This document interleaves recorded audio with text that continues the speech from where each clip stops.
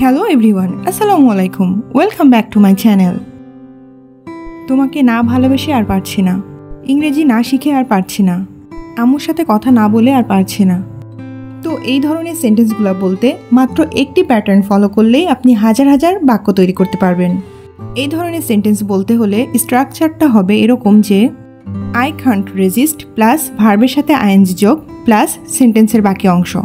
এই প্যাটার্নটি ফলো করে আমরা হাজার হাজার বাক্য তৈরি করতে পারবো। তো চলুন দেখে নিই কিছু বাক্য। ইংরেজি না শিখে আর পারছি না, তো এটার ইংরেজি হবে I can't resist learning English. I can't resist learning English. ক্যানটকে আমি এখানে সংক্ষেপে কান্ট বলেছি। এই একই স্ট্রাকচার ফলো করে আরও কিছু উদাহরণ দেখা যাক।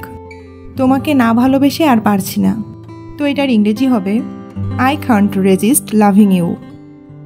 I can't resist loving you. আম্মুর সাথে কথা না বলে আর পারছি না। I can't resist talking to my mom. I can't resist talking to my mom. Fan না চালিয়ে আর থাকতে পারছি না। I can't resist turning on the fan. I can't resist turning on the fan. ঠান্ডা পানি না খেয়ে আর থাকতে পারছি না। I can't resist drinking cold water. I can't resist drinking cold water.